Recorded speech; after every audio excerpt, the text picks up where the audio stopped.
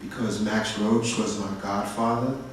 And so him and my dad grew up together as teenagers, and so all that was played around me, and the stories my dad and his friends shared were all these, you know, really legendary bebop, Max Roach, Miles Davis, you know, and that whole thing.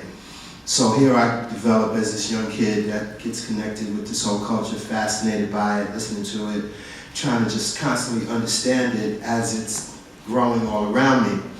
And which Max, by the way, was a really big supporter of. And I remember this conversation Max used to talk about,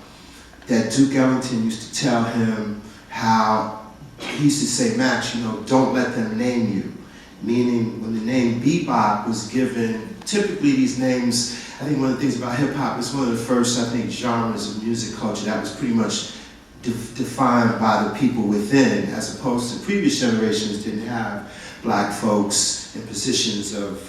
power in newspapers and the media that could define, not that those defining it were wrong, but it's just this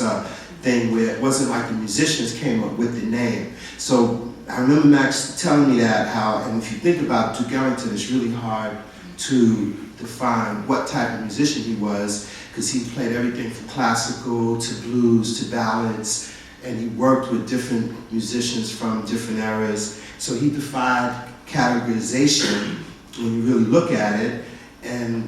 like he said is correct, oftentimes these names, in the period when records were sold in stores, it was a convenient way to place the record so they could be sold,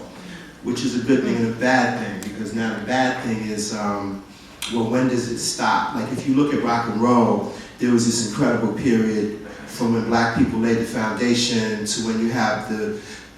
Rolling Stones, the Beatles, and this whole incredible raw, wild energy. And then it turns into other things down the line. So you have these debates where some people say, well, that's not really rock, or that's, you know, not really hip hop, because, you know, so it's a good and a bad thing to that.